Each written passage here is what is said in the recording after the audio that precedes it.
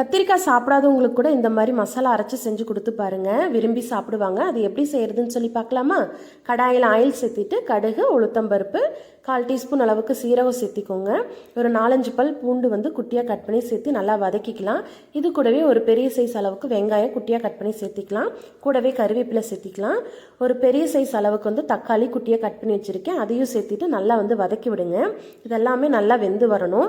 இது கூட 1 டீஸ்பூன் அளவுக்கு மிளகாய்த்தூள், மல்லித்தூள், 1/4 டீஸ்பூன் மஞ்சள் தூள், தேவையான அளவு உப்பு சேர்த்திட்டு நல்லா கலந்து விட்டுக்கோங்க. இந்த மசாலாவோட பச்சை வாசனை எல்லாம் போனதுக்கப்புறம் நம்ம கட் பண்ணி வச்சிருக்க கத்திரிக்காய், உருளைக்கிழங்கு சேர்த்திட்டு நல்லா கலந்து விட்டுக்கலாம்.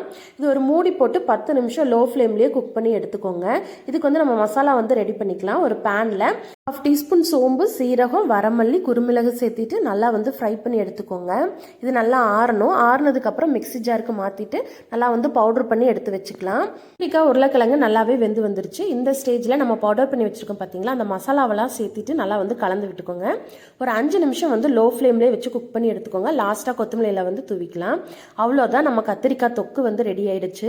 இது இட்லி, தோசை, சாதத்து கூட வச்சு சாப்பிட்றப்ப டேஸ்ட்டு சூப்பராக இருக்கும். ட்ரை பண்ணி பார்த்துட்டு எப்படி இருந்துன்னு சொல்லி கமெண்ட் பண்ணி